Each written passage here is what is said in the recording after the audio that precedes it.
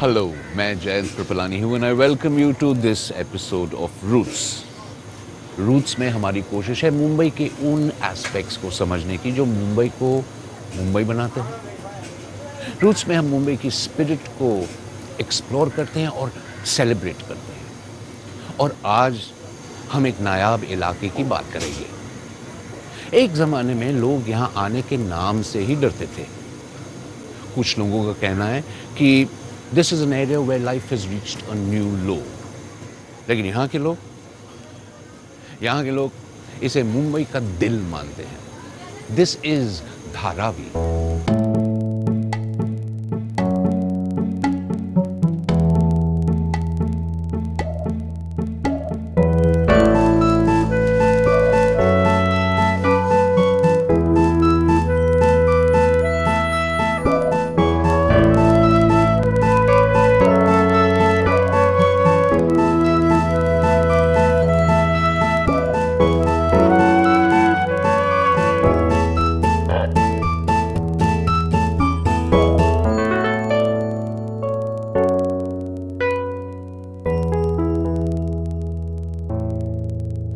धारावी में गंदगी है, जहालत है, but in spite of that Dharavi is very special.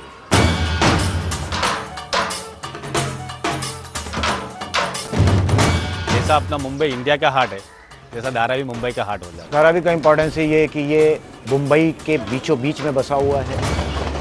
जैसा साइंस स्टेशन आ गया, बांद्रा स्टेशन आ गया, माइम स्टेशन आ गया, किंग सर्कल स्टेशन आ गया, कोलियोडा स्टेशन आ गया, मटुंगा आ गया, वेस्टर्न सेंट्रल दोनों आ गया। धारावी अप्रोक्सीमेटली 550 एकड़ की जगह में बसा है, जो कि छोटे छोटे 80 नगरों में डिवाइडेड है। यानी कि धारावी मुंबई शहर के बीच बसा एक और शहर है। यहाँ की संकरी गलियों में जिंदगी बसती है, तंग गलियों में हिंदुस्तान बसता है। धारावी में अप्रोक्सीमेटली 6 से 7 लाख लोग रहते हैं। 550 एकड़ में इतने लोग, that makes Dharavi 11 times more densely populated than the rest of Mumbai. यहाँ के हर गली के हर मोड़ पर कम्युनल हार्मनी की एक बेमिसाल कहानी मिलती है। यहाँ के लोगों की जिंदगी हिंदुस्तान जैसे डाइवर्स है और इंडिया जैसे यूनाइटेड।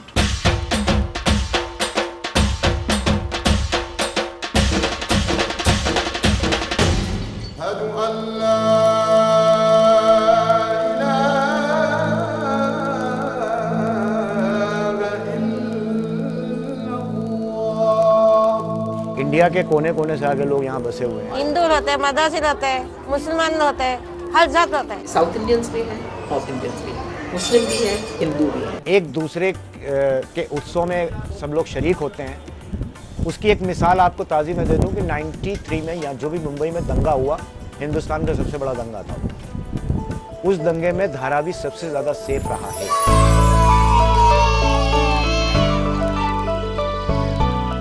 धारावी में आपसी सद्भाव भी आम मुंबई से कहीं ज्यादा है। 100 से 125 स्क्वायर फुट के कमरों में परिवार के 6 या 8 लोग प्यार से रहते हैं।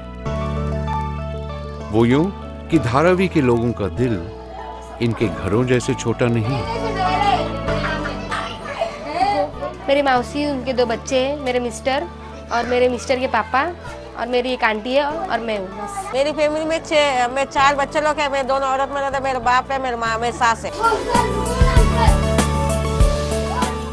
कोई कैसा भी हो, चाहे हिंदुस्तान के किसी भी कोने से आया हो, मर्द, औरत, बड़े, बूढ़े, धारावी में रहने का मतलब है मेहनत। For Dharavi work is worship. Dharavi में कैसा भी पेट भर के खाता है, कुछ भी काम करके खाता है। धारावी में काम बहुत है। धारावी में आमतौर पर ऊपर मकान और नीचे दुकान या कारखाने होते हैं। माने न तो ट्रैफिक की चिल्पों, न ट्रेन की गर्दी, और बिना टिकट का खर्च उठाए one can make the best use of time. हमारा एक रूम है, नीचे ऊपर 2 जगह, यानी एक फैमिली पूरी रह जाएगी। नीचे कारोबार करते हैं, ऊपर घर है। यहाँ की दूसरी खास बात है जमीन का बेहतरीन इस्तेमाल। यहाँ सुई की नोक तक की जगह बर्बाद नहीं होती। एक पल की इबादत की जगह पलक झपकते तब्दील हो जाती है भागती दौड़ती सड़क में।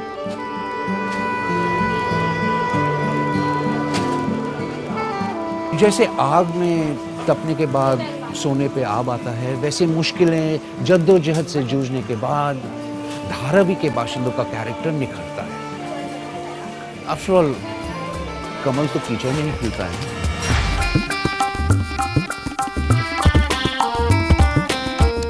धारावी के लोगों ने अपनी जिंदगी की हर क्राइसिस को अपॉर्चुनिटी में तब्दील कर दिया और अपनी एंटरप्राइजिंग नेचर से हर घर को कॉटेज इंडस्ट्री बना दिया।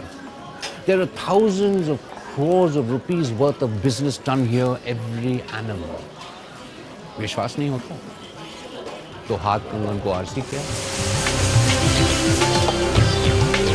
धारावी में छोटे और मीडियम स्केल के सैकड़ों कारखाने हैं, जिसमें से अहम है मुंबई का सबसे बड़ा कुम्हारवाड़ा। गुजरात से आए ये आर्टिजन्स कई जनरेशन से मैकेनिकल प्रोडक्शन को अपनी फन, अपनी कला से चैलेंज करते आए और आज भी इनकी सुलगती भट्टियों से निकले घड़े लाखों मुंबईकरों के गले को ठंडक पहुंचाते हैं।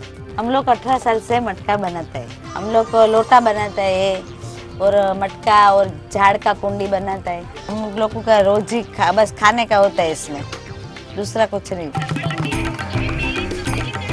धारावी की महिलाएं 1 मिनट बिना जाए किए घर के कामकाज के अलावा पापड़ बनाने, बटन टाँकना, मोतियों की माला पिरोने जैसे कई कॉटेज इंडस्ट्रीज को चलाती हैं। धारावी में बड़े पैमाने पे जरी का काम होता है। यहाँ के कारीगर बेहद ज़हीन और उनका काम बारीक और बेहद खूबसूरत। गोपाल मिस्त्री कंपाउंड पे कारखाना है, जरी का कारखाना। ये काम के लिए पर्टिकुलर बंगाली लोग अच्छा करते हैं। बंगाली और बिहार का लोग काम करते हैं अच्छा। तो ऐसे 50 कारखाने मिलेंगे आपको धारावी के अंदर, कम से कम।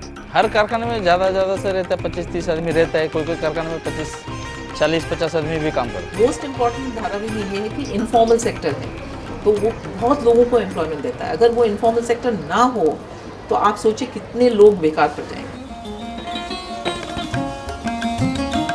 धारावी में चमड़े के कई कारखाने हैं। धारावी में चमड़े का बाजार है। बाजार से जो रास्किन्स कच्चा माल उधर से लेते हैं, फिर इधर आके उसको वॉशिंग, धुलाई विलाई करके फिर लैमिंग करते हैं, फिर डिलैमिंग करते हैं, फिर उसका हेयर रिमूवल। उसके बाद पूरा केमिकल प्रोसेसिंग होता है। बाहर एक्सपोर्ट नहीं करते, इधर लोकली देते। एक्सपोर्टर लोग आके इधर आके लेके जाते हैं। कॉटेज इंडस्ट्री के अलावा मीडियम स्केल इंडस्ट्री के कई छोटे बड़े कारखाने हैं। उनमें से एक है रेडीमेड कपड़ों की स्टाइलिंग और एम्ब्रॉयडरी का। मेरा गारमेंट एक्सपोर्ट के अंदर का जो प्रिंट होता है और एम्ब्रॉयडरी होता है उसका काम कर रहा हूँ। ये ज़्यादा क्या हमारे पास जो कब बनता है वो यूएस जाता है, लंदन जाता है, ऑस्ट्रेलिया जाता है और लोकल में भी जाता है। ज़्यादा बाहर का जाता है एक्सपोर्ट के लिए। धारावी जैसे स्लम में होने के बावजूद यहाँ के businessman respond to ever changing taste and preferences of the consumers.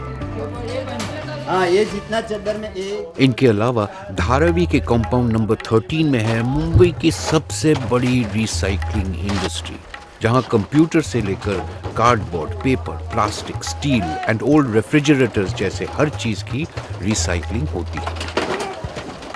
लोग अपने कार्टून उठा के फेंक देते हैं रोड पर, बॉटल्स उठा के फेंक देते हैं लोग, पॉलीथीन की थैलीज वगैरह जो है ऐसे रोड पे फेंक देते हैं, जो बाद में जाके गटर के चौकअप बनती है। अगर वो रिसाइकिल ना हो तो आप सोचिए कितना वेस्ट होगा।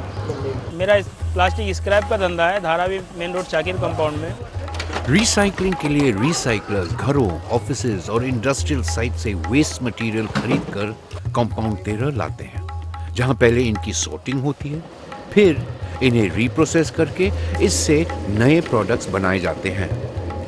धारावी नहीं होती तो अभी जो ये आप 10 रुपये का जो बॉटल लेते हैं पानी का, यही 1 लीटर पानी आपको 50 रुपये में ख़रीदना पड़ता, क्योंकि ये हम लोगों का रिसाइकल किया हुआ प्लास्टिक है जो इतना सस्ते में कंपनी वालों को मिलता है, तो उसमें वो पानी जो आपको 10 रुपये से 12 रुपये में बॉटल आपको दे देते हैं। ब्रुगमैन की किताब में ऐसा बताया जाता है कि $1.5 बिलियन पर एनम का उसका टर्नओवर है। तो ये हज़ारों करोड़ों का टर्नओवर इन लोग ये जो लोग हैं वो टैनरी हो या बाकी जो भी एक्टिविटीज वहाँ करते हों, इनफॉर्मल सेक्टर में रहते हुए भी इतना टर्नओवर वो करते हैं। 1.5 बिलियन डॉलर्स का मतलब है धारावी हर साल मुंबई और इंडिया की इकोनॉमी को पूरे 75,000 करोड़ रुपए की कंट्रीब्यूशन देता है। और हम अब भी धारावी को स्लम कहते हैं। In Dharavi they say success means surviving. No. Surviving means success. To be or not to be. ऐसा ही कुछ सवाल है धारावी के लोगों के लिए। To redevelop or not to redevelop. और अगर रीडेवलपमेंट हो तो कैसे हो, किसके हित में हो, जिनकी डेवलपमेंट उनकी डेवलपमेंट में कितनी साझेदारी हो, काफी बड़ा मसला है। धारावी अपने प्रोडक्शन आउटपुट से इंडिया के बड़े से बड़े इंडस्ट्रियल हाउस या SEZ को चैलेंज दे सकता है। इसके बावजूद यहाँ की हालात बहुत खस्ता है। ऐसा नहीं है कि धारावी का डेवलपमेंट हुआ ही न हो। पहले के मुकाबले अभी बहुत सुधर गया। सड़कें छोटी थी, आज सड़कें बड़ी है। पानी पीने सब अच्छा है, बिजली तो बराबर रहती है। गटर लाइनें काफी बन गई। गवर्नमेंट ने इधर के कॉर्पोरेशन भी अच्छा डेवलप करके दिया टॉयलेट के लिए। हम लोगों के घर या कारखाने जो भी है लकड़े के और पतरे के हुआ करते थे, आज पक्के हैं। पहले तो चलने की जगह नहीं थी। डेवलपमेंट के बाद भी यहाँ की हालत is far from satisfactory for a decent living. बारिश में तो बहुत प्रॉब्लम होता है। इतने पानी है पे तो सभी जिले में तो इतने गुड़गे तरफ से पानी आया तब खराब तो ड्रेनेज का जो मेरे खराब है। गंदगी नहीं पसंद है मुझे यहाँ की। धारावी की प्रॉब्लम की सीड्स इसके अनप्लान्ड ओरिजिन और बेतरतीब एक्सपेंशन में है। इधर दिन भर काम करते थे वो लोग, और उसके बाद में शाम में जब काम खत्म होता था तो सर पे टोकरे से मट्टी भर के इधर खाड़ी में मट्टी पाटा करते थे। रीडेवलपमेंट के राह में सबसे बड़ी समस्या ये तय करना है कि इस जमीन पर अधिकार किसका है, सरकार का या यहाँ बसने वालों का। जमीन की ओनरशिप की अगर आप बात करती हैं तो वो क्लियरली एस्टैब्लिश्ड है कि धारावी में लगभग 70-75% जमीन का ओनर महानगर पालिका है, BMC। कोई 5-7% ओनरशिप प्राइवेट है और बाकी ओनरशिप जो है वो सेंट्रल गवर्नमेंट और स्टेट गवर्नमेंट। गवर्नमेंट के कानून के हिसाब से अगर देखा जाए तो 25 से 30 साल अगर कोई एक ज़मीन पर रह जाता है तो वो उसकी प्रॉपर्टी हो जाती है, मिल्कियत हो जाती है। गवर्नमेंट का कोई कानून उनको वहाँ से हटा नहीं सकता है। इसीलिए तो सरकार बोल रही है कि आप चूंकि यहाँ पर इतने सालों से रहे हैं, आप डीम्ड ओनर्स हैं, इसीलिए आपका हक जो है, आप आज अगर एक 150 स्क्वायर फीट की झोपड़े में रहते हैं तो सरकार की तरफ से हम आपको एक 300 स्क्वायर फीट का हम घर बना के आपको देंगे, जिसके लिए आपको हम चार्ज नहीं करेंगे। रीडेवलपमेंट प्लान में सरकार प्राइवेट डेवलपर्स को इन्वॉल्व कर रही है। प्राइवेट डेवलपर्स यहाँ रेजिडेंशियल बिल्डिंग्स बनाएंगे, जिसका एक हिस्सा धारावी के रेजिडेंट्स को जाएगा, दूसरे हिस्से को डेवलपर्स कमर्शियली एक्सप्लॉइट कर सकते हैं। सवाल है, अगर सरकार से इन्हें सिर्फ रहने को जमीन मिले तो उनके धंधे का क्या होगा? अगर आप डेवलपमेंट ऐसा करेंगे कि उन्हें वो आमदनी अपने काम करने के लिए जगह नहीं होगी, चांस नहीं होगा और उनको फिर उधर से निकलना ही पड़ेगा, यही लोगों को डर है ना। लोग बन जाएंगे तो किधर हम लोग मट्टी का काम करने को जाएंगे। कोशिश ये है कि हम ऐसा प्लान बनाएं जिसमें कि all these activities can survive also in a redeveloped Dharavi. बहुतों को शक है कि सरकार के मन में धारावी के विकास से ज्यादा अपना और बड़े बिल्डरों का मुनाफा है, जो कि धारावी के बांद्रा कुर्ला कॉम्प्लेक्स के करीब होने का भरपूर फायदा उठाना चाहते हैं। धारावी का तो एक्चुअली सभी लोग यही सोचते हैं कि ये BKC के पास है, इसमें इतना वैल्यू है, इसको गरीब लोगों को क्यों दें। धारावी पुनर्वसन प्रकल्प के अनुसार जो हम जब डेवलपमेंट करना चाहते हैं, वो डेवलपमेंट धारावी के लोगों के लिए ही है। और हमारा पहला जो है स्टेक होल्डर, उसमें प्राइम स्टेक होल्डर वो धारावी रहवासी हैं। इसमें शक नहीं कि धारावी का विकास होना चाहिए, लेकिन कैसे हो इस पर हम सिर्फ ये उम्मीद करेंगे कि ऐसी जैसे सांप भी मर जाए और लाठी भी न टूटे। हमारे हिसाब से डेवलप ऐसा होवे कि भाई आज जहाँ हम हैं हम वहीं रहे। कुल मिलाकर Dharavi is a great example कि हम इंडियंस अपने बल बूते से क्या हासिल कर सकते हैं। साथ ही वही धारावी हमें ये दिखलाती है कि हिंदुस्तानियों को तरक्की की बुलंदियों को छूने से क्या और कौन रोक रहा है।